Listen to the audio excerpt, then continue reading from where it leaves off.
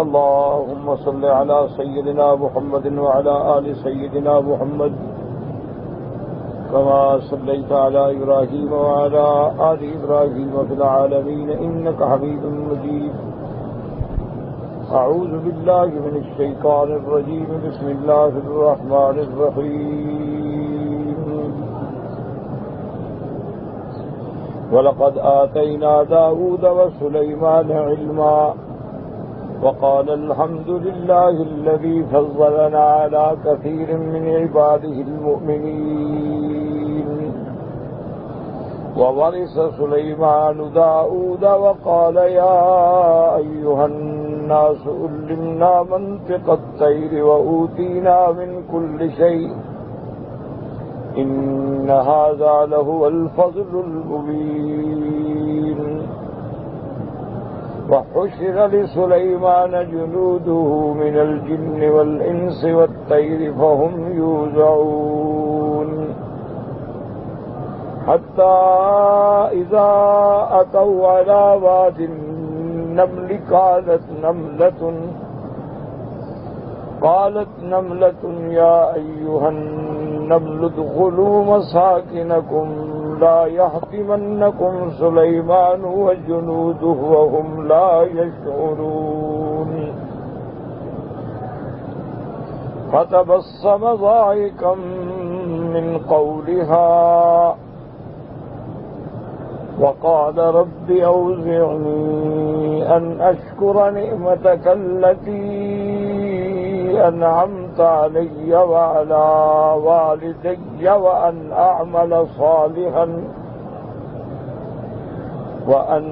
أعمل صالحا ترضاه وأدخلني برحمتك في عبادك الصالحين. قال المؤلف والمفسر رحمه الله تعالى أدام النفع بعلومه وعلومكم في الدارين آمين. إلى أن قال يخبر تعالى أما أنعم به على عبديه ونبيه داود وابنه سليمان علیہم السلام. ان آیات مبارکہ میں اللہ تبارک و تعالی خبر دیتے ہیں کہ اللہ نے جو اپنے بندوں پہ اپنے انبیاء حضرت داؤد حضرت سلیمان علیہ السلام پہ انعام فرمایا من النعم الجزیلۃ والمواہب الجلیلہ کہ اللہ نے ان کو کتنی بڑی بڑی نعمتیں عطا فرمائیں، کتنی اللہ تبارک و تعالی نے نعمتیں ان پہ کھول دی. وہ صفات الجمیلہ اور کتنی ان کو صفات جمیلہ سے نوازا. وما جمع لهما بین سعادت الدنیا والآخرہ والملک والتمکین التام فی الدنیا والنبوۃ والرسالۃ فی الدین. اور اللہ تبارک و تعالی نے ان دونوں باپ بیٹوں پہ دنیا و آخرت کی سعادت کے دروازے کھول دیے. اللہ نے دنیا میں ان کو حکومت دی، ملک دیا، ملک پہ سلطنت پہ تمکن عطا فرمایا. والنبوۃ والرسالۃ فی الدین، دنیا کے اعتبار سے بادشاہ بنایا اور دین کے اعتبار سے نبوت سے سرفراز فرمایا. تو اللہ نے ان پہ دونوں نعمتوں کے دروازے کھول دیے. دنیا و آخرتوں کے نعمتوں سے اللہ تبارک و تعالی نے ان کو نواز دیا. والنبوۃ والرسالۃ فی الدین، اور اللہ پاک نے ان کو نبوت اور رسالت بھی عطا فرمائی. ولہذا قال تبارک و تعالی سے اللہ فرماتے ہیں وَلَقَدْ آتَيْنَا دَاؤُودَ وَسُلَيْمَانَ عِلْمًا وقال الحمد لله الذي فضلنا على كثير من عباده المؤمنين. اللہ نے فرمایا کہ تحقیق ہم نے حضرت داؤد اور سلیمان کو علم عطا فرمایا، اور علم سب سے بڑی نعمت جو ہے وہ علم ہے. اور ان دونوں نے اللہ کی نعمتوں کا شکر ادا کیا کہ الحمد للہ الذي فضلنا على كثير من عباده المؤمنين. تو اس میں ہمیں سبق ملتا ہے کہ سب سے پہلے تو ہم علم کی قدر کریں. علم جو ہے علم دین ہے. علم دنیا بھی پڑھیں، فائدہ اٹھائیں، کوئی شریعت منع نہیں کرتی. آپ علوم دنیا میں جتنا مرضی ہے ترقی کریں اور جو علم چاہیں حاصل کریں، لیکن اصل علم جو ہے وہ علم دین ہے کہ آدمی کو پہلے اپنے اللہ کی ذات کی معرفت ہو، انبیاء و رسولوں کی معرفت ہو اور دین اسلام کے احکام کی معرفت ہو جائے. تو اور دوسری سبق ہمیں یہ ملا کہ جب اللہ نعمت دے تو اللہ کی نعمتوں کا شکر کرو. تو جتنا تم شکر کرو گے اتنا اللہ نعمتیں زیادہ عطا فرمائے. لیکن یاد رکھیں کہ شکر کا معنی یہ نہیں ہوتا کہ آدمی کہہ دے اللہ تیرا شکر ہے، اللہ تیرا شکر ہے، یہ نہیں ہے. شکر کا معنی یہ ہوتا ہے کہ اللہ نے جو نعمت دی ہے وہ اللہ کی فرما برداری میں خرچ. اللہ نے ہمیں انسان بنایا ہے، کیوں بنایا؟ کہ ہم اللہ کی عبادت کریں. تو اب اگر اللہ کی عبادت میں آپ لگے ہوئے ہیں تو آپ شکر کر رہے ہیں. اللہ تبارک و تعالیٰ نے ہمیں آنکھیں دی ہیں، عقل دیا ہے، زبان دی ہے، فہم دیا ہے، سمع دیا ہے، بصر دیا ہے. اب اس میں ہم ماشاءاللہ قرآن میں، دین میں، کعبے میں ان چیزوں سے فائدہ اٹھا رہے ہیں تو ہم شکر کر رہے ہیں. لیکن اگر انہی قوتوں کو ہم نے گناہوں میں استعمال کیا تو ہم نافرمانی کر رہے ہیں. تو اصل شکر کا معنی یہ ہوتا ہے کہ دل میں بھی شکر ہو، اعضاء میں بھی شکر ہو، اور پھر زبان پہ بھی شکر ہو کہ آدمی ہر بات پہ کہے الحمدللہ. کھانا کھائے تو الحمدللہ، پانی پیے تو الحمدللہ، کپڑا پہنے تو الحمدللہ. تو اصل شکر جو ہے یاد رکھیں وہ یہ ہے کہ پہلے اپنے اللہ کو پہچانو، منعم حقیقی کو پہچانو کہ ہم پہ انعام کرنے والی ذات کون سی ہے، اور پھر اس کے حکم پہ چلو. اور جو نعمت اس نے دولت دی ہے تو اب دولت جو ہے وہ حلال میں خرچ ہو. حرام میں خرچ کرو گے تو اس کے بعد یہ ہے کہ یہ ناشکری ہے. اگر دولت خیرات کر رہے ہو، زکوٰۃ دے رہے ہو، صدقات دے رہے ہو، مسکینوں کا فکر کر رہے ہو، یتیموں کا، بیواؤں کا، غریبوں کا، بچوں کا فکر کر رہے ہو تو مانا تم اللہ کا شکر ادا کر رہے ہو. اور تم جتنی شکر کرو گے اتنا اللہ زیادہ عطا فرمائے. وقال الحمد لله الذي فضلنا على كثير من عباده المؤمنين. قال ابن شهاب ذكر عن ابراهيم بن يحيى بن الشام قال اخبرني ابي عن جدي قال كذب عمر بن عبد العزيز ان الله لم ينعم على عبده نعمة فيحمد الله عليها الا كان حمد افضل من نعمه لو كنت لا تعرف ذلك الا في كتاب الله المنزل. قال الله تبارك وتعالى وَلَقَدْ آتَيْنَا دَاوُودَ وَسُلَيْمَانَ عِلْمًا وَقَالَ الْحَمْدُ لِلَّهِ الَّذِي فَضَّلَنَا عَلَى كَثِيرٍ مِّنْ عِبَادِهِ الْمُؤْمِنِينَ فَأَيُّ نِعْمَةٍ أَفْضَلَ مِمَّا أُوتِيَ دَاوُودَ وَسُلَيْمَانَ عَلَيْهِمُ السَّلَامُ. ابو بصر رحمۃ اللہ علیہ فرماتے ہیں کہ حضرت عمر بن عبد العزیز رحمۃ اللہ علیہ جب خلیفہ بنے تو آپ نے لکھا کہ ان اللہ لم ينعم على عبده نعمة فيحمد الله عليه. اللہ جب اپنے بندے کو نعمت دیں اور وہ نعمت پہ حمد کرے، نعمت پہ شکر ادا کرے، حمدہ افضل من نعمہ، تو پھر وہ شکر جو ہے گویا اس نعمت سے بھی افضل ہو جاتا ہے. آپ نے فرمایا اگر تم جانتے ہو تو قرآن پڑھو کہ اللہ تبارک و تعالیٰ نے جب آپ کو حضرت داؤد کو نعمتوں سے نوازا، آپ کو دنیا میں بادشاہت دی، آپ کو دین میں رسالت دی، نبوت دی، تو انہوں نے کیا کہا؟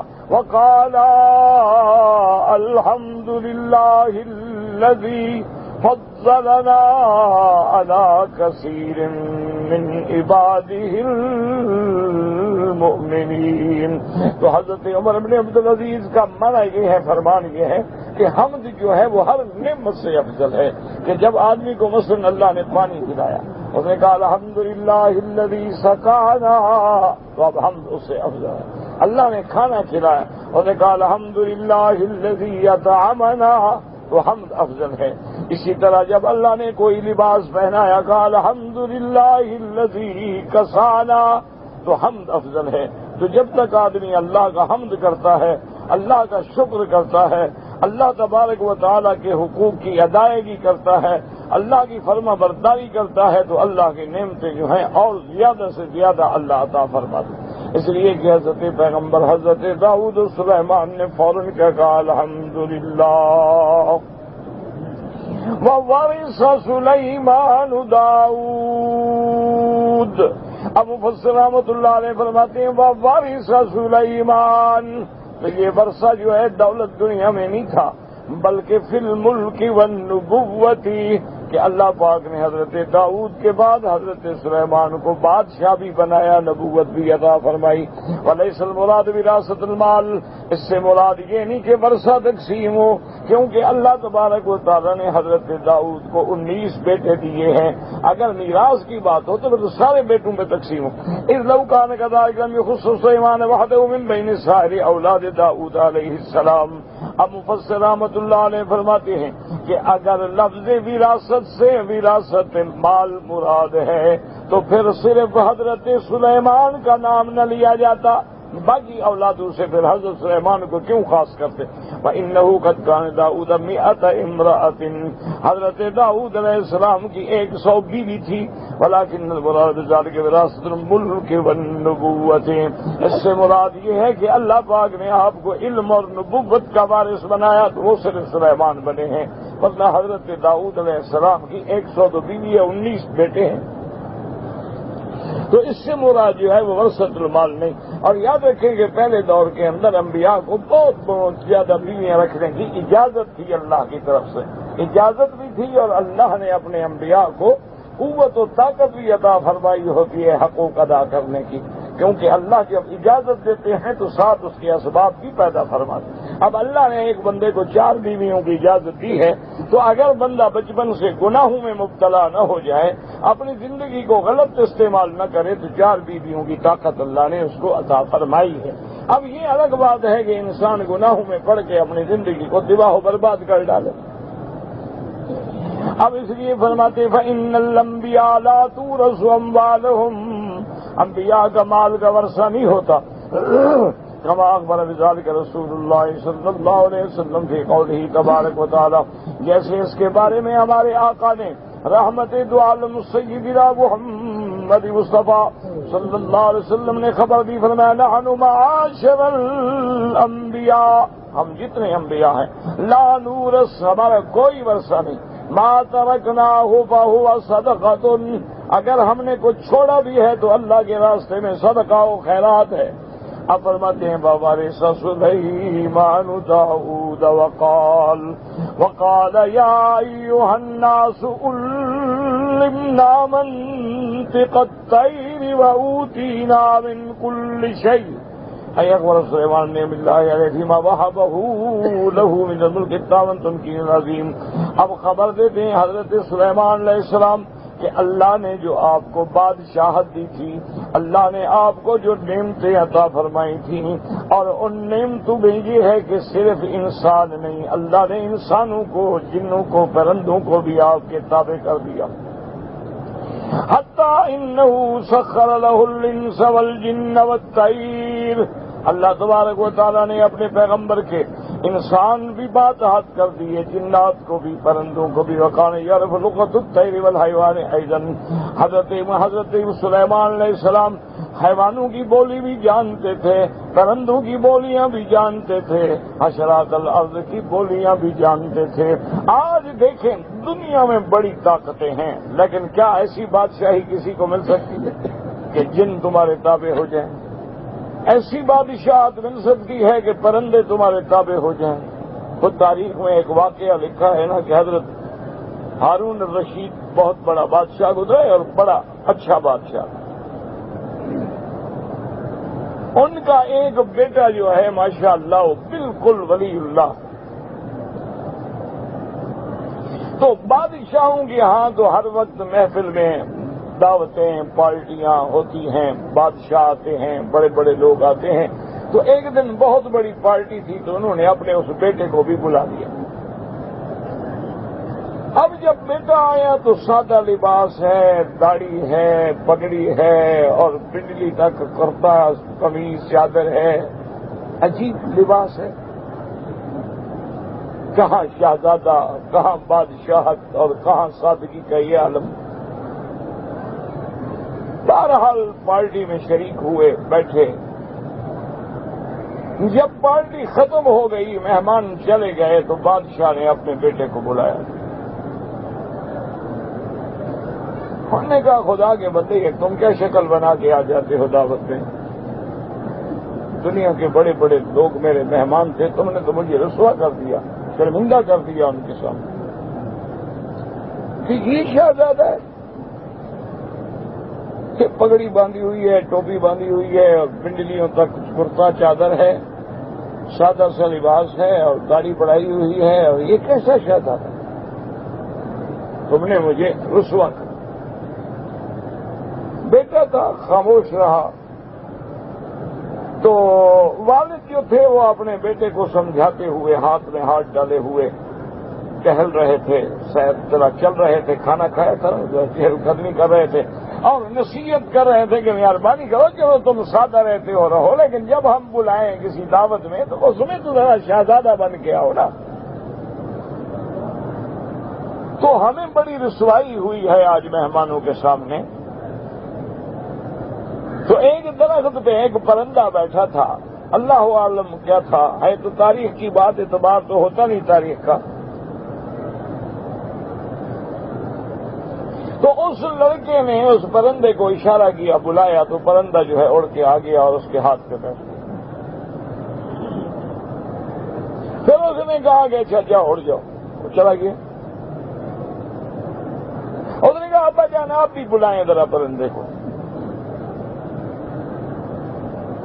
اب ابا جان کھڑے بلا رہے ہیں، کہاں سے پرندہ ہے؟ انہوں نے کہا آپ نے بھی مجھے اولیاء اللہ کی صف میں رسوا کر دیا ہے کہ ایسے آدمی کے بیٹے ہو جس سے پرندے بھی نفرت کرتے ہیں۔ آپ نے بھی مجھے آج رسوا کر دیا ہے، السلام علیکم، یہ تمہارا ملک اور تمہاری حکومت، میں تمہارے ملک میں بھی رہنا نہیں چاہتا، میں جا رہا ہوں۔ تو انہوں نے وہ ملک چھوڑ دیا، ایک دوسرے ملک میں تشریف لے آئے اور ہفتے میں ایک دن مزدوری کرتے تھے اور پھر 6 دن جو ہے اسی مزدوری پہ گزارا کرتے تھے۔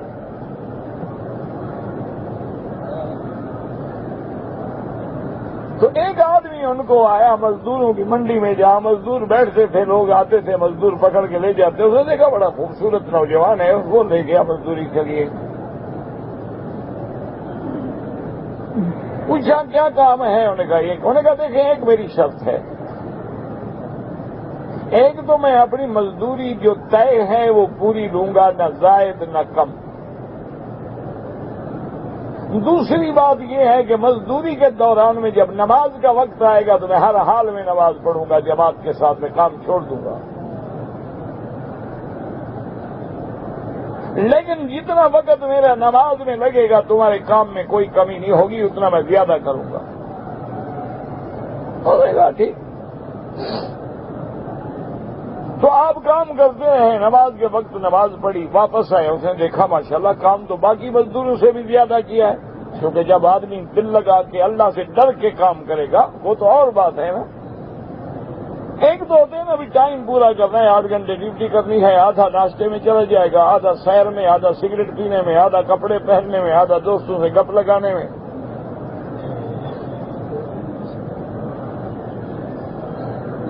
تو انہوں نے مزدوری دے دی، وہ چلے گئے۔ وہ کہتے ہیں کہ دوسرے دن میں پھر اسی جگہ پہنچا کے اس کو ڈھونڈوں اور کام باقی ہے، وہاں گیا، پوچھا کہ بھی وہ کل ایک مزدور تھا، انہوں نے کہا کہ وہ تو ہفتے میں ایک دن کام کرتے ہیں، پھر نہیں کرتے۔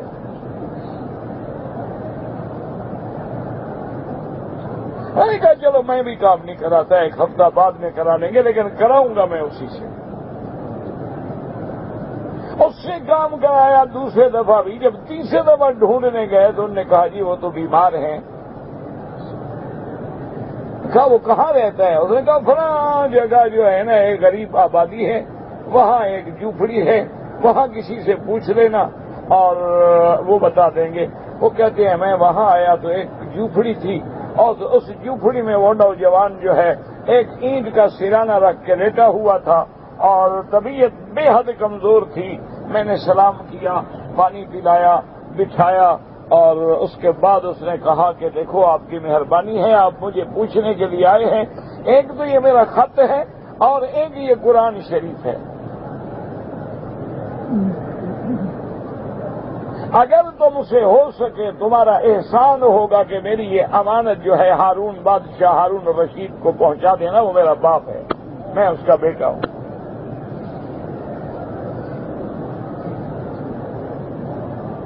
اس نے کہا حیرت کی بات ہے تم بادشاہ کے بیٹے سے، اس نے کہا بس باقی یہ باتیں نہ پوچھو، بس اب میری آخری گھڑی ہے، میرے کلمے کے گواہ ہو جاؤ، اور اگر اللہ توفیق دے تو میری تدفین کر دینا، اللہ تمہیں جزا دے گا۔ تو اس کے بعد وہ کہتے ہیں وہ سیدھے لیٹ گئے، اس کے بعد کلمہ شریف پڑھتے رہے اور روح پرواز کر گئی۔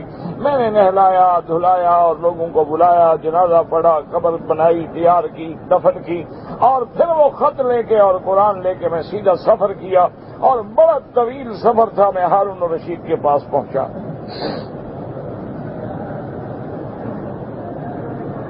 میں نے جا کر ان کو امانت دی کہ جناب ایک نوجوان ہے،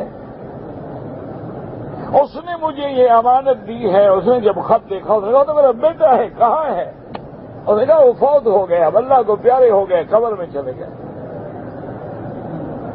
یہ انہوں نے مجھے قرآن دیا تھا اور یہ انہوں نے مجھے خط دیا تھا۔ تو ہارون الرشید نے خط کھولا تو اس نے اپنے ابا کو لکھا تھا کہ یا صاحبی لا تغتر بتنوم العمر ينفد والنعیم یزول، کہ اے میرے مہربان دنیا کی نعمتوں سے دل نہ لگانا، یہ دنیا کی نعمتیں ختم ہونے والی ہیں، عمر گزر جانے والی ہے۔ اذا حملت الى القبور جنازة فاعلم بأنك بعدها محمول، اور میرے مہربان جب تم کسی کا جنازے کو کندھا دو تو خیال رکھنا، یاد کر لینا کہ کبھی میں بھی کندھوں پہ جا رہا ہوں گا، کبھی میرا بھی جنازہ اٹھے گا، لہذا آخرت کی تیاری کر لو۔ تو ہارون رشید رونے لگ گیا، انہوں نے کہا اللہ کے بندے میرا بیٹا تھا، کس سال میں مزدوری کرتا تھا، بہت ہو گیا۔ ہارون رشید نے سفر کیا اور پھر بیٹے کی قبر پہ آیا،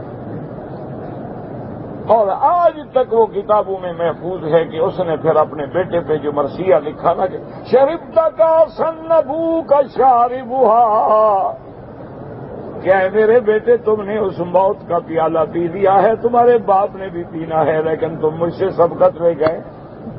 عجیب قصیدہ ہے وہ، ہارون آئے اور روتے رہے، آخر اولاد تھی، اور اولاد بھی ولی اللہ، اولاد ہو دعا کرو اللہ اولاد دے تو قرۃ عین بنا دے، اللہ اولاد دے تو اولادوں کو صالح بنا دے۔ کبھی کبھی آدمی اولاد کی وجہ سے جہنم میں چلا جاتا ہے، کبھی کبھی آدمی اولاد کی وجہ سے دنیا میں رسوا و برباد ہو جاتا ہے، اور کبھی ایسی اولادیں ہوتی ہیں جو ماں باپ کے نام کو اونچا کر دیتی ہیں۔ اللہ تبارک و تعالیٰ سے دعا کریں اللہ ہماری اولادوں کی اصلاح فرما دیں، اللہ ان کو قرۃ عین بنا دیں، اللہ ان کو بری صحبتوں سے، برے افعال سے، برے عادات سے، برے اعمال سے، برے اقوال سے بچا لے، اور ہمارے پاس اور کوئی حل نہیں ماں سوا اللہ سے مانگنے کے، کیونکہ دلوں کے پھیرنے والا اللہ کی ذات ہے۔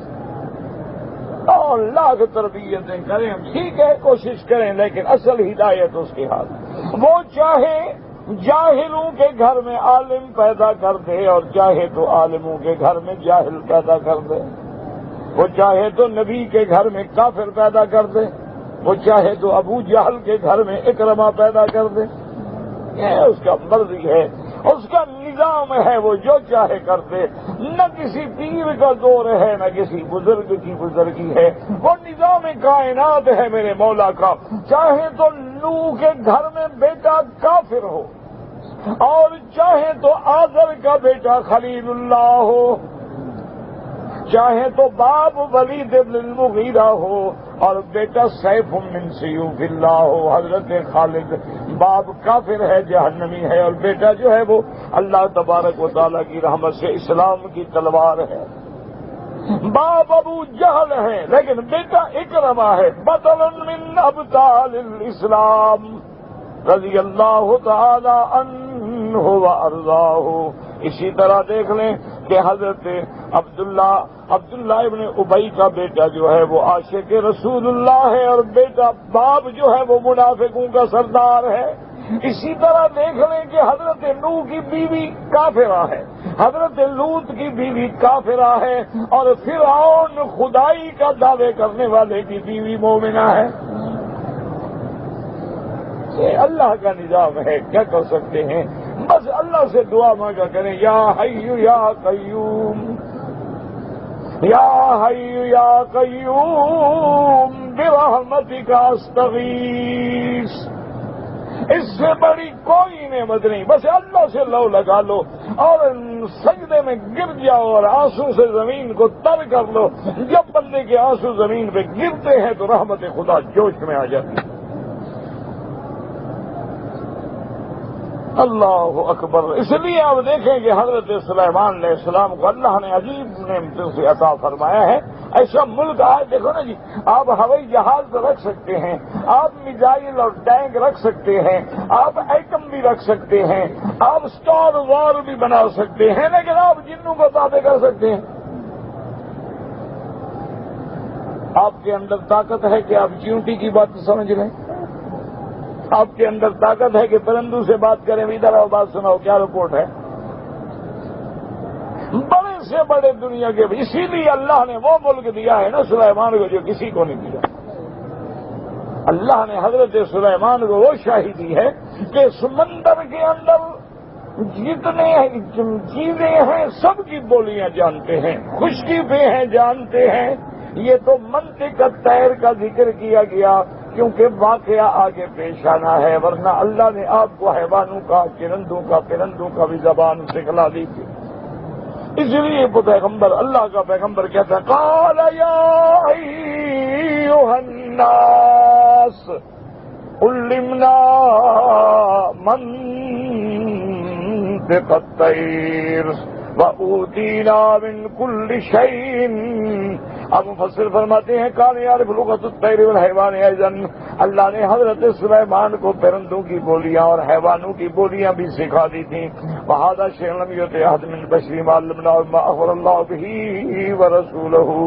اور یہ ایسی نعمت ہے جو اللہ نے حضرت آدم سے لے کر قیامت تک کسی بندے کو نہیں دی، کسی بندے کو نہیں دی ہے۔ لیکن یاد رکھیں کہ معجزے کے طور پہ اللہ نے میرے مدنی محمد مصطفیٰ کو بھی دی ہے۔ حدیث میں آتا ہے حضور صلی اللہ علیہ وسلم گزرے تو ایک اونٹ آیا، اونٹ بلبلا رہا ہے، حضور صلی اللہ علیہ وسلم کے قدموں پہ کھڑا ہے۔ حضور نے فرمایا اس اونٹ کے مالک کو بلاؤ۔ اونٹ کے مالک کو بلایا گیا، آپ نے فرمایا تیری شاید جانور شکایت کر رہا ہے، کام زیادہ لیتے ہو، اس کو خوراک پوری نہیں دیتے ہو۔ تو اللہ نے ہمارے نبی پاک صلی اللہ علیہ وسلم کو بھی اللہ تبارک و تعالیٰ نے معجزے کے طور پہ عطا فرمایا، لیکن ایک ہے کہ پوری لغت کا علم ہر حیوان پرندے کا، یہ اللہ نے حضرت سلیمان کو دیا تھا۔ اب جناب فرماتے ہیں من ضامن الجهل والرياء ان الحيوانات كانت تنطق كنطق بني آدم قبل سليمان ابن داود كما قد يتفوه به كثير من الناس وهو قول بلا علم۔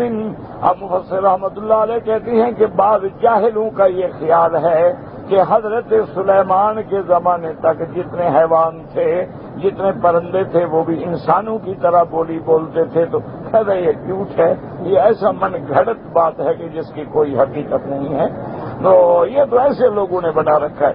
وَلَوْ كَانَ الْأَمْرُ كَذَلِكَ، اگر یہ ایسی بات ہوتی کہ حضرت سلیمان کے زمانے تک تمام پرندے، تمام جانور بولی بولتے تھے انسانوں کی، تو پھر سلیمان کے ذکر کے خاص کرنے کا فائدہ کیا تھا؟ پھر حضرت سلیمان کی تفصیل کیا تھی؟ پھر تو سارے سمجھتے، اگر حیوان بندوں کی طرح بولتے تھے تو ہر آدمی سمجھ لیتا۔ پھر اللہ تبارک و تعالیٰ نے تفصیل کیوں فرمائی؟ اذ کل یسمع کلام الطیر والبہائم ویعرف ما تقول السماء ما ذم ولا كما قالوا بل لم تزل البهائم والطير والسائر المخلوقات من وقت خلقت الى زمان هذا على هذا الشكل والمنوال۔ اب حضرت رحمۃ اللہ علیہ فرماتی ہیں بلکہ اللہ نے جب سے پیدا کیا ہے جانوروں کو، جب سے پیدا کیا ہے پرندوں کو، جب سے پیدا کیا ہے حشرات ارض کو، وہ اسی حال پہ ہیں جیسے اب ہیں، یعنی جیسے اس وقت کوا بولتا تھا اسی طرح بولتا ہے، جیسے اس وقت ہدہد بولتا تھا اسی وقت اب بھی وہی بولتا ہے۔ یہ اللہ کا پیغمبر پہ احسان ہے۔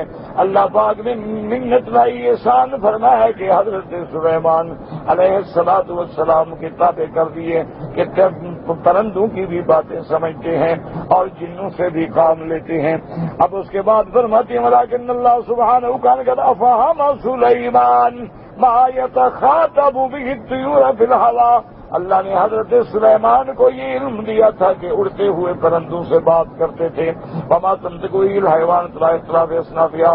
اور جتنے پرندے ہیں مختلف شکلوں کے مختلف قسموں کے سب کی بولیاں حضرت سلیمان جانتے تھے. فلهذا قال علمنا منطق الطير وأوتينا من كل شيء. کل شے سے مراد یہ ہے کہ مما یحتاج الیہ الملک. اس زمانے میں بادشاہ کی جو ضرورت تھی اللہ نے ہر وہ نعمت حضرت سلیمان کو عطا فرما دی تھی. ان ھذا لہو الفضل المبین. الظاہر والبین من اللہ علینا. یہ اللہ کا فضل ہے. اللہ پاک نے فضل فرمایا. اللہ نے انعام فرمایا حضرت داؤد پہ کہ باپ بھی نبی ہے بیٹا بھی نبی ہے. اور باپ کے ہاتھ میں لوہا نرم ہو جاتا ہے بیٹے کے آگے جن پرندے بھی نرم ہو جاتے ہیں. یہ انعام ہے اللہ جس کو چاہے وہ نواز دے.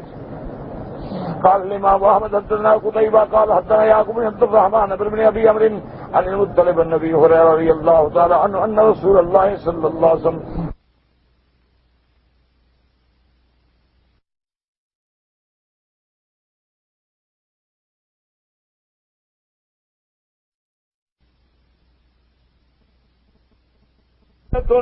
حضرت داؤد علیہ السلام بہت بڑے غیور تھے. یاد رکھو ہر نبی غیور ہوتا ہے. ہر اللہ والا غیرت والا ہوتا ہے. جو دیوس ہوتا ہے وہ تو مومن بھی نہیں ہوتا. وہ تو آتا ہے کہ اول واہلے میں جنت میں بھی داخل نہیں ہوگا. وَكَانَ إِذَا خَرَجَ أَغْلَقَ الْأَبْوَابَ فلم يدخل دیا تو طائر کیا. اگر آپ جاتے تو دروازے باہر سے بند کر دیتے تھے تاکہ کوئی دروازے گھر کے اندر داخل بھی نہ ہو سکے. قال فخرج ذات يوم واغلقت الابواب فاقبلت امرأة براجل قائم وسط الدار فقالت لمن في البيت من اين دخل هذا الرجل الدار مباركة والله لنفتضحن بداود. فجاء داود علیہ السلام فإذا الرجل قائم وسط الدار فقال له داود انت قال الذي لا يهاب الملوك لا يمتن من الحجاب. اب حضرت داؤد علیہ السلام تشریف لے گئے اور اپنے گھر کو باہر سے بند کر دیا. تو گھر والوں نے دیکھا کہ ایک خوبصورت جوان گھر میں کھڑا ہے. وہ تو گھبرا گئے. انہوں نے کہا یہ کیا ہو گیا؟ اب حضرت داؤد کے سامنے ہم کیا جواب دیں گے؟ یہ کیسے اندر آ گیا غیر آدمی؟ ابھی وہ یہ باتیں کر رہے تھے کہ حضرت داؤد علیہ السلام بھی تشریف لے آئے. آپ نے جب دروازہ کھولا تالے کھولے اندر آئے دیکھا تو اندر ایک جوان کھڑا ہے. تم کون ہو میرے گھر میں کیسے آ گئے؟ اللہ اکبر. اس نے پتہ کیا جواب دیا؟ اس نے کہا الذی لا یہاب الملوک ولا یمتنع من الحجاب. اس نے کہا میں وہ ہوں جو کسی بادشاہ سے بھی نہیں ڈرتا اور کوئی دیوار اس کو روک بھی نہیں سکتی. فقال داؤد انت اذن واللہ ملک الموت. حضرت داؤد علیہ السلام نے فرمایا پھر معلوم ہوتا ہے تو موت والا فرشتہ ہے. مرحبا بالملک. آ جاؤ بھائی آ گیا وقت آ گیا تیار ہے. اللہ اکبر. آپ نے بھی کوئی موت کے لیے تیاری کی ہے؟ بچوں کے لیے تو فکر ہے نا. جائیدادیں بنا رہے ہو کوٹھیاں بنا رہے ہو پلاٹ خرید رہے ہو فیکٹریاں لگا رہے ہو کارخانے لگا رہے ہو رشوتیں کھا رہے ہو بینکوں سے سود لے کے قرضے لے رہے ہو. میری اولاد قبر کے لیے بھی تو سوچا ہے کہ جہاں ہمیں پکڑ کے علیحدہ پھینک کے آ جائیں گے. اس کے لیے بھی تو تیاری کر لی ہے کہ نہیں کی؟ فقال واللہ انت اذن واللہ ملک الموت مرحبا بامر اللہ. اللہ کے حکم پہ ہم تابع ہیں. فتزمل داؤد مکانه حتى قبضت نفسه حتى فرغ من شانه وطلعت عليه الشمس. اب وہیں حضرت داؤد لیٹ گئے اور ملک الموت نے روح قبض کر لیا. جب سورج طلوع ہوا فقال سلیمان سجدہ داؤد فظللت عليه الطير حتى أظلمت عليه الأرض فقال لها سليمان أقبضي جناحا جناحا. قال ابو جعفر كيف فعلت الطير فقبض الرسول يده وغلبت عليه يومئذ المزرحية. قال ابو الفرد بن الجوزي المزرحية هي النسور الحمراء. حضرت سلیمان نے حکم دیا پرندوں کو کہ میرے ابے کے اوپر سایہ کر دو، تو پرندے اکٹھے ہو گئے، اتنا سایہ گیا کہ اندھیرا ہو گیا. اور اس کے بعد جناب فرمایا کہ پھر انہوں نے ایک ایک پر اپنا ہٹایا، قبض کیا. حضرت ابو ہریرہ فرماتے ہیں حضور نے ہاتھ سے سمجھایا کہ ایسے وہ پروں کو قبض کرتے گئے، ہٹتے گئے. تو اللہ کے حکم سے، سلیمان علیہ السلام کے حکم سے، کیونکہ آپ کی بولی جو ہے وہ پرندے بھی سمجھتے تھے، طیور بھی سمجھتے تھے، اور ان کی بولی جو ہے وہ حضرت سلیمان علیہ السلام بھی سمجھتے تھے. اللہ تبارک و تعالی ہمیں اپنے قرآن و حدیث پہ عمل کرنے کی توفیق دے.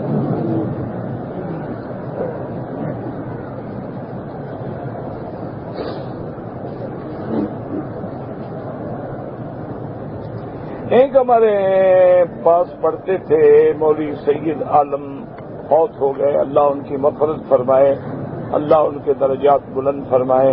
یہ خوش نصیب لوگ ہیں کہ طالب العلم بن کے فوت ہو گئے. حضور پاک کی حدیث مبارک ہے کہ جو علم پڑھتے پڑھتے پڑھتے اسی حالت میں موت آ گئی تو قیامت میں فرمایا بینی و بینہ درجۃ واحدہ، اللہ کے انبیاء اور اس طالب کے درمیان میں صرف ایک مرتبے کا فرق ہوگا.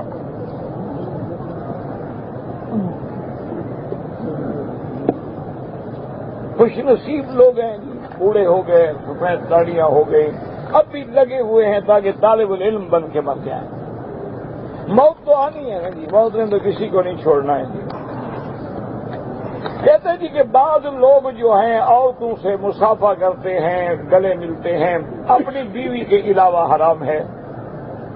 بیوی سے تو مل سکتے ہو. حتیٰ کہ فقہا اور علماء نے یہ لکھا ہے کہ اگر اپنی بیٹی بھی 10 سال سے بڑی ہو جائے تو باپ گلے نہ ملے، کیونکہ فتنے کا اندیشہ ہو سکتا ہے. اور آج تو آپ پڑھ رہے ہیں کتنے باپ ہیں جو اپنی بیٹیوں سے زنا کرتے ہوئے پکڑے گئے، کتنے بھائی ہیں جو بہنوں سے زنا کرتے ہوئے پکڑے گئے، اور ساس سالیاں والیاں، یہ تو عام روٹین ہو گئی نا، یہ تو مسئلہ ہی کوئی نہیں ہے.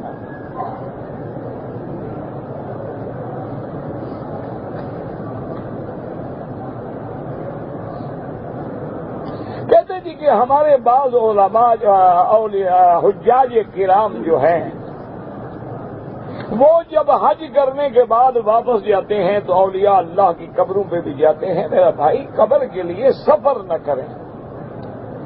مثلا یہاں کوئی نیت کرے کہ میں حضرت معین الدین اجمیری کی مزار پہ زیارت کے لیے جاؤں گا تو یہ شریعت میں حرام ہے.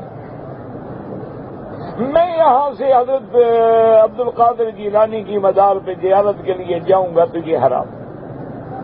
لیکن اگر اتفاق سے مثلا آپ انڈیا گئے، آپ ویسے اپنے کام سے کسی شغل سے اجمیر گئے اور پھر حضرت اجمیری کی مزار پہ بھی چلے گئے تو کوئی منع نہیں. اسی طرح اگر آپ نے بغداد گئے، لاہور گئے اور آپ نے کہا بھی چلو شہر میں تو آیا ہوا ہوں، یہاں اللہ والوں کی مزار ہے، چلو وہاں بھی فاتحہ پڑھ، کوئی بات نہیں، کوئی مسئلہ نہیں. رحمت دو عالم، سرکار دو عالم بھی تو مدینے میں رہتے ہوئے آپ شہدائے احد پہ تشریف لے جاتے تھے. حضور صلی اللہ علیہ وسلم بھی مدینے میں رہتے ہوئے جنت البقیع الغرقد جو مدینے کا قبرستان ہے وہاں تشریف لے جاتے تھے. صحیح حدیث میں ہے کہ بی بی عائشہ صدیقہ بنت صدیق رضی اللہ تعالی عنہا فرماتی ہیں کہ میری رات کو جب نیند کھلی تو میں نے اپنے بسترے پہ حضور کو نہ پایا. تو بی بی صاحبہ فرماتی ہیں کہ میں فوراً پریشان ہو گئی کہ اللہ کے نبی اٹھ کے شاید کسی اور بی بی کے گھر میں چلے گئے. تو بہرحال میرے دل میں خیال آیا، میں باہر نکلی تو آپ کے پاؤں کے آثار موجود تھے. کیونکہ اس دور میں ایسی کارپیٹڈ سڑکیں تو بنی ہوئی نہیں تھی، تو کچی راستہ میدان ہوتے تھے. تو آپ کے قدموں پہ چلتے چلتے چلتے بی بی فرماتی ہے میں آئی فَإِذَا هُوَ بِبَابِ الْبَقِيعِ الْغَرْقَدِ، حضور جنت البقیع الغرقد قبرستان کے دروازے پہ کھڑے اللہ سے دعائیں مانگ رہے تھے. تو بی بی صاحبہ فرماتی ہے میں بھی چھپ کے کھڑی ہو گئی، میں نے کہا حضور کی دعا میں بھی شریک ہو جاؤں، تو میں بھی دعاؤں پہ آمین آمین آمین کہتی رہی۔ اب بڑی لمبی حضور نے دعا فرمائی اور مجھے اندازہ ہو گیا کہ اب دعا ختم ہونے والی ہے، تو میں جلدی سے دوڑ کے اپنے گھر آئی اور کمرے میں آ کے بستر پہ لیٹ کے اوپر کپڑا لے لیا تاکہ حضور کو شبہ نہ ہو کہ بی بی مجھے ڈھونڈتی رہی۔ حضور صلی اللہ علیہ وسلم جب تشریف لے آئے تو اپنا ہاتھ مبارک میرے سینے پہ رکھا اور میرا سینہ تو دھوکنے کی طرح چل رہا تھا، دوڑ کے آئی تھی، تو حضور نے فرمایا کہ عائشہ کہیں سے بھاگ کے آ رہی ہے؟ میں نے کہا ہاں یا رسول اللہ۔ کیا بات ہے؟ میں نے کہا صبح آپ نہیں تھے بستر پہ تو میں ان نقل بھی شان عائشہ تمہیں اپنا خیال ہے اور مجھے امت کا خیال ہے، میں تو اللہ تبارک و تعالیٰ سے اپنی امت کی بخشش کے لیے دعائیں مانگ رہا تھا۔ اور ایک روایت میں آتا ہے حضور نے فرمایا جانی جبریل میرے پاس جبریل آئے کہ آج اٹھ کے اپنی امت کے لیے دعائیں مانگو۔ اور ایک روایت میں یہ بھی آتا ہے کہ حضور نے فرمایا عائشہ فلاں قبیلہ جو ہے اس کی بکریاں دیکھی ہیں تم نے؟ میں نے کہا رسول اللہ اس کی تو بہت بکریاں ہیں۔ ہم نے فرمایا ان کے بالوں کے برابر اللہ نے میری امت کے بندوں کو بخش دیا ہے۔ دعا کریں اللہ ہمیں بھی ان میں شامل کر لیں۔ وما ذلک علی اللہ بعزیز، اللہ کے آگے کیا مشکل ہے؟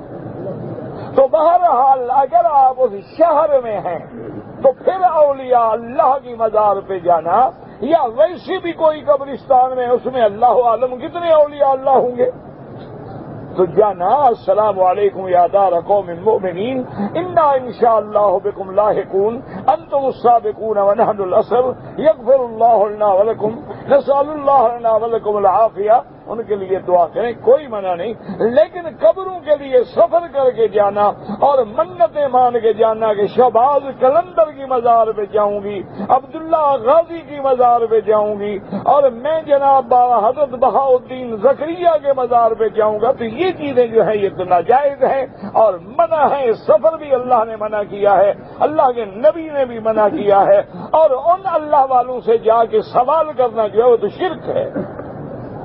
جب مزار پہ جائیں تو مزار والے کے لیے مانگیں، نہ کہ مزار والوں سے مانگیں۔ اب دیکھیں نا آپ کے سامنے جنازہ ہوتا ہے تو آپ کیا کرتے ہیں؟ اس کو کہتے ہیں جنازے والا مجھے میری مغفرت کر دے، اس سے مانگتے ہو یا اللہ سے اس کی مغفرت مانگتے ہو؟ اللہم اغفر لحینا ومیتنا، اب اللہ سے بخشش اس کے لیے مانگ رہے ہو، اس کو کہہ رہے ہو کہ ہم تیرا جنازہ پڑھ رہے ہیں مہربانی کرو ہمیں چھڑواؤ۔ تو جب میت سامنے رکھی ہو تو اس کے لیے مانگتے ہو، جب 2 میٹر نیچے زمین میں چلی جائے تو اب وہ جناب مشکل کشا ہو جاتا ہے۔ یہ عجیب بات ہے۔ اپنے عقیدوں کو ٹھیک کریں۔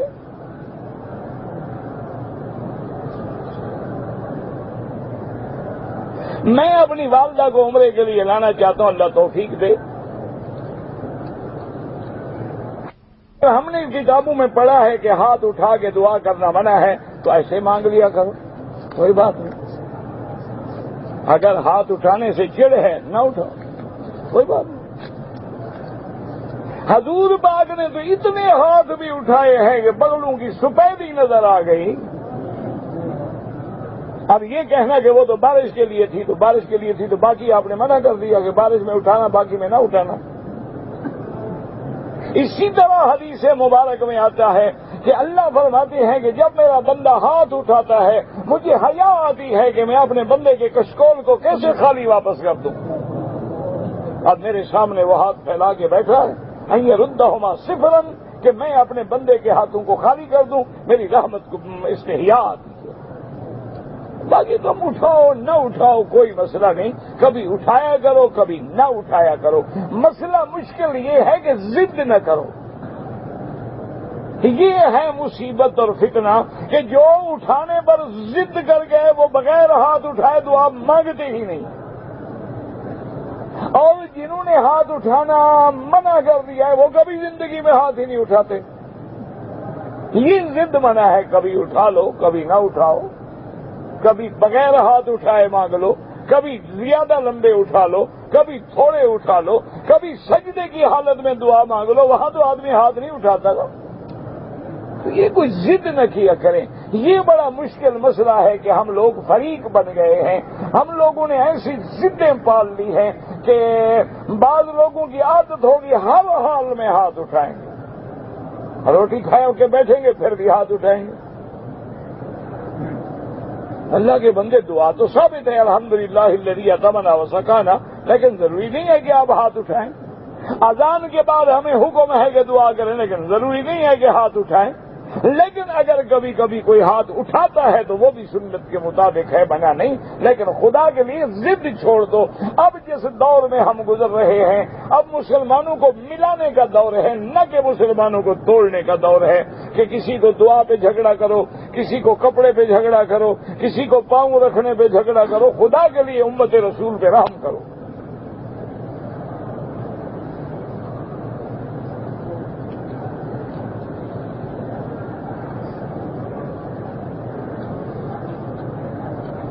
دین میں کلام اور خصومات یعنی بلا وجہ دین میں جھگڑے نہ کرو، بلا وجہ دین میں علم کلام کے دعوے نہ کرو، بلکہ جو اللہ رسول کا حکم ہے اس کی فرما برداری کرو. ماشاءاللہ دیکھیں کیسے ماشاءاللہ آپ عمر کہیں ہیں بغیرت کھڑے ہیں فلمیں بنا رہے ہیں. انا للہ و انا الیہ راجعون. ما سوا اللہ کے آگے رونے کے کیا ہو سکتا ہے، اور کوئی بات پلے ہی نہیں. کوئی شرم کرو یار، حرم میں تو بند کر دو.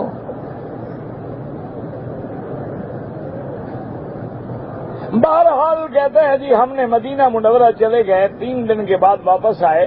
واپسی پر ہم نے مدینہ منورہ سے عمرے کا احرام نہیں باندھا کیونکہ ہمارا ارادہ نہیں تھا. تو بہرحال امام ابو حنیفہ رحمۃ اللہ علیہ کے نزدیک لازم تھا کہ تم میقات سے احرام باندھتے.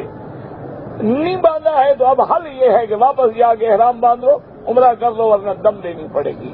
اور امام احمد بن حنبل رحمۃ اللہ علیہ فرماتے ہیں کہ اگر اس کی نیت عمرے کی نہیں تھی تو اس پہ دم نہیں پڑے گی. وہ یہ نہیں کہتے کہ عمرہ نہ کرے، وہ بھی کہتے ہیں عمرہ کرو، سارے امام کہتے ہیں کرو، لیکن ان کے نزدیک فرق اتنا ہے کہ دم نہیں پڑے گی.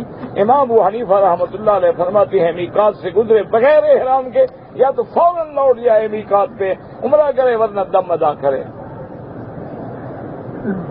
ایک آدمی بغیر احرام کے حدود حرم میں داخل ہو گیا، رات بھی سلے ہوئے کپڑوں میں گزاری، نماز فجر کے بعد جو ہے مسجد عائشہ سے احرام باندھا. آیا کہاں سے تھا؟ اگر پاکستان سے آیا ہے، چونکہ لکھ رہا ہے نا مردان پاکستان میں ہے، تو اگر وہ پاکستان سے آیا ہے اور میقات سے بغیر احرام کے آیا ہے اور پھر مکے میں پہنچ گیا، رات بغیر احرام کے گزاری، صبح کو مسجد عائشہ سے عمرہ کیا ہے، ایک بکری دم بھی ادا کرے. عورت عورتوں کو نماز پڑھا سکتی ہے، ہم بہرحال نہ پڑھائے تو بہتر ہے، لیکن اگر کوئی عورت گھر میں آپس میں مل کے جماعت کریں اور وہ بھی نوافل میں کریں تو بہتر ہے، فرائض میں نہ کریں.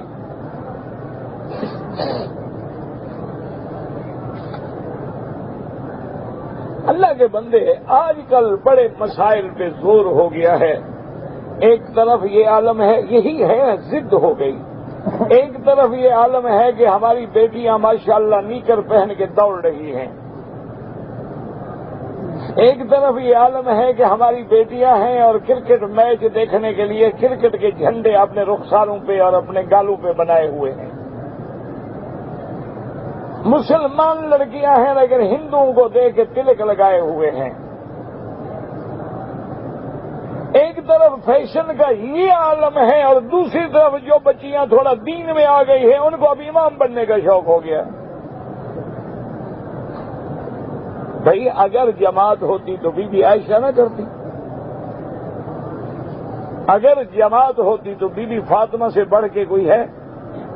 تو سیدہ فاطمہ تو زہرا اپنے گھر میں مسجد بنا کے باقاعدہ جماعت کرتی، عورتوں کو وہاں نماز پڑھاتی، نہ کہ عورتیں مسجد میں نماز پڑھنے کے لیے آتی.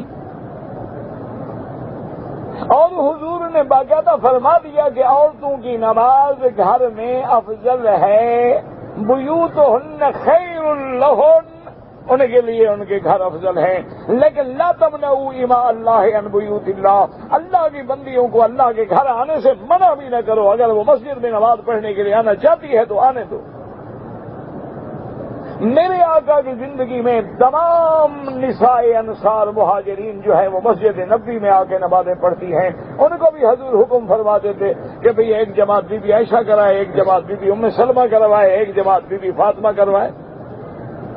اب چونکہ جو کچھ لڑکیوں نے بیٹیوں نے دین پڑھ لیا ہے، نمازیں پڑھ لی ہیں، قرآن پڑھ لیا ہے، کچھ حافظہ بن گئی ہیں، کچھ فاضلہ بن گئی ہیں، کچھ عالمہ بن گئی ہیں ماشاءاللہ، اب ان کو مسئلہ مشکل آ گیا ہے کہ بھئی ہم نے اتنا جو علم پڑھا کس کام آئے گا، لہذا ایک نے تو ہمت کی نا ماشاءاللہ آمنہ داؤد نے، وہ تو جمعہ کے دن خطبہ پڑھانے کے لیے آ گئی۔ بے دین اللہ ہدایت دے اس کو، مردوں کو جمعہ پڑھا رہی ہے۔ اچھا لیکن خدا کی شان ہے کہ اگر ایک مسجد میں ہم ایک عورت کو خطیب اور امام رکھ لیں تو ہمیں 2-3 رکھنے پڑیں گے نا، حیض آ جائے تو پھر کیا کریں، امام نہ آئے پھر کیا کریں، پھر دوسری عورت ڈھونڈیں۔ اچھا اتفاق سے دونوں کو آ جائے،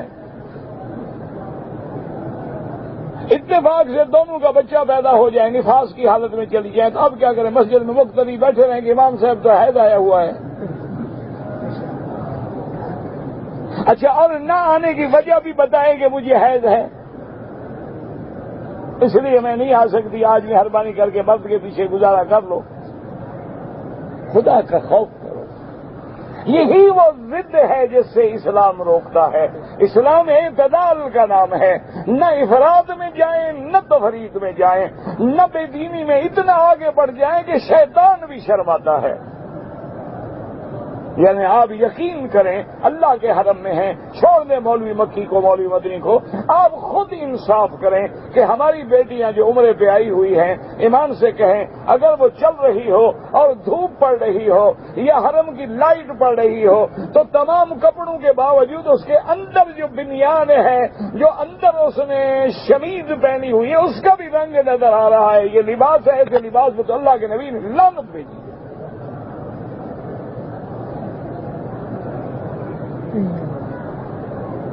اور اپنے علماء سے مسئلہ پوچھیں کہ اگر کوئی عورت ہے مرد نہ بھی ہو لیکن دوپٹہ باریک پہن کے نماز پڑھ رہی ہے جیسے بال نظر آتے ہیں تو نماز نہیں ہوتی۔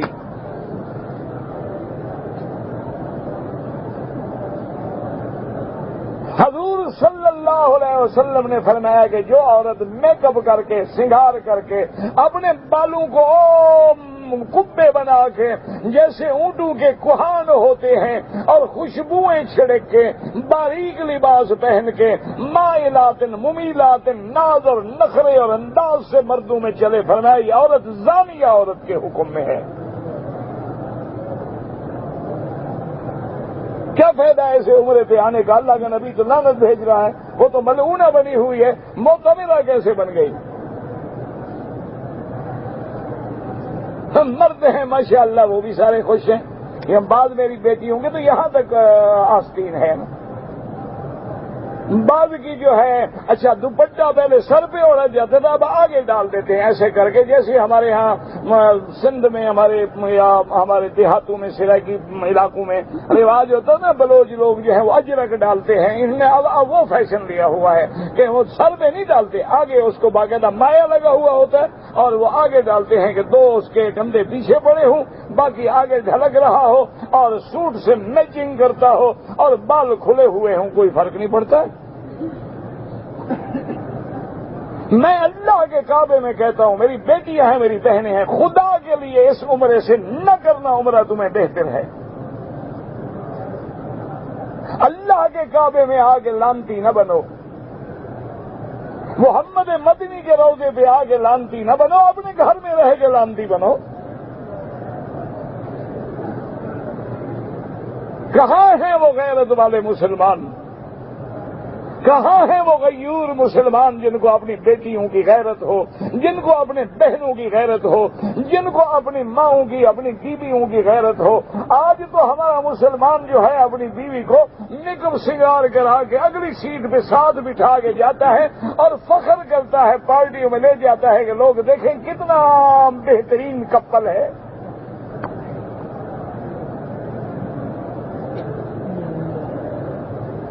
اور نبی کی حدیث بھی سن لو، فرمایا من لا غیرت لہو لا ایمان لہو، جس میں غیرت نہیں اس میں ایمان ہی نہیں۔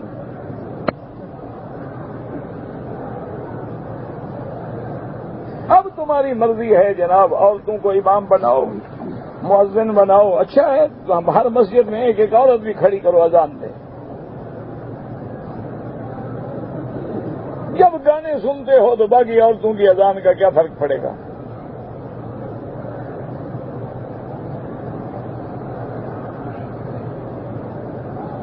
کہتے جی کہ میں حسرت لے کے چلا گیا کہ آپ سے دعا کراؤں گا، میں کون سا بزرگ ہوں کہ میری دعا لگ جائے گی؟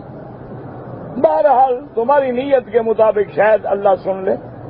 یہ اصل معاملہ ہوتا ہے بندے کی نیت کا، بندے کا یقین ہوتا ہے نا کہ یہ بندہ میرے لیے دعا کرے گا تو میں آپ کے لیے دعا کرتا ہوں، سب کے لیے دعا کرتا ہوں۔ باقی میری زبان بھی گندی ہے، عمل بھی گندے ہیں، اندر بھی گندا ہے، ظاہر بھی گندا ہے، باقی وہ کریم ہے، وہ جانوروں کی بھی تو سنتا ہے، وہ کتوں کی بھی تو سنتا ہے نا۔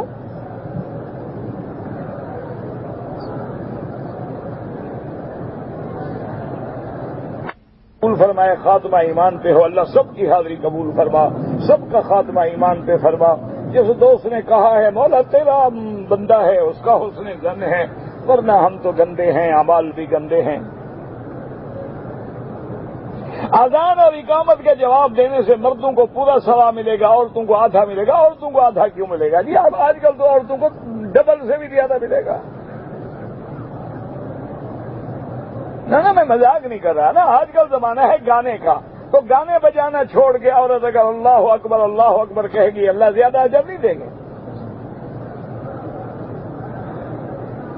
اکثر لوگ جو ہیں وہ اذان کا جواب نہیں دیتے، اللہ ہدایت دے۔ حضور کی حکم ہے، فرمان ہے، قولوا کما یقول المؤذن، اسی طرح کہتے جاؤ جیسے مؤذن کہے اللہ اکبر اللہ اکبر، تم بھی کہو اللہ اکبر اللہ اکبر۔ ہاں جب وہ کہے حی علی الصلاۃ کہو لا حول ولا قوت الا باللہ، اور جب وہ کہے صبح کی نماز میں الصلاۃ خیر من النوم تو تم کہو صدقت وبررت ودعوت الی الحق۔ اور بعض علماء فرماتے ہیں وہ بھی کہے کہ الصلاۃ خیر من النوم، اور جب اذان ختم ہو جائے وہ کہے لا الہ الا اللہ، تم بھی کہو لا الہ الا اللہ محمد الرسول اللہ، اللہم صل علی محمد وعلی آل محمد کما صلیت علی ابراہیم وعلی آل ابراہیم وبارک علی محمد وعلی آل محمد کما بارکت علی ابراہیم وعلی آل ابراہیم انک حمید مجید۔ اللہم رب هذه الدعوة التامة والصلاة القائمة آت محمد الوسیلة وابعثه مقاما محمودا۔ اور ایک حدیث میں یہ بھی آتا ہے کہ اس سے آگے بھی کہہ سکتا ہے تو کہے رضینا باللہ ربا وبالاسلام دینا وبمحمد نبیا۔ طواف کے دوران جب ہم استلام کریں، ہاتھ لگ جائے تو بوسہ دیں، نہ لگے تو نہ دیں۔ اگر کوئی آدمی طواف میں صرف درود پڑھتا رہے، بالکل پڑھتا رہے، کوئی منع نہیں۔ معراج شریف میں اللہ کی زیارت ہوئی ہے، ملاقات کیا کوئی ملنا تھا یا گلے لگنا تھا؟ تو نا کیا خیال ہے آپ کا؟ ملاقات کا کیا معنی ہے؟ وہ خالق ہے، وہ مخلوق ہے، وہ معبود ہے، وہ عبد ہے، وہ تو کہتے ہیں التحیات للہ والصلوات والطیبات وہاں سے حکم والسلام علیک ایھا النبی ورحمۃ اللہ۔ ملاقات کا معنی یہ تھوڑا ہے کہ مسافہ کیا تھا یا گلے لگے تھے، یہ تو معمولی بات ہے نا۔ اب تو کہتے ہیں کہ جناب جب حضور معراج پہ گئے نا، اور جب حضور 7ویں آسمان سدرۃ المنتہا آگے گئے پھر جبریل نے جو دیکھا تو عرش پہ بھی خود تھے اور نیچے بھی خود تھے۔ آج کل تو یہ عقیدے ہیں کہ جو مستوی تھا عرش پہ خدا ہو کر اتر پڑا ہے مدینے میں مصطفیٰ ہو کر، اور کہنے والا ملت اسلام سے بھی نکل جاتا ہے اگر یہ عقیدہ ہو۔ ان کے دوران میں جب حضور کا نام آتا ہے اشہد ان محمد رسول اللہ، درود پڑھے، انگلیاں چوبنا جو ہے بدعت ہے۔ اگر آپ نے ایک عورت نے وضو کیا ہے حالت احرام میں اور اس نے جو رومال باندھا ہوا ہے اس کے اوپر مسح کیا ہے، وضو نہیں ہوا، نماز نہیں ہوئی، دوبارہ وضو کر کے نماز دہراؤ۔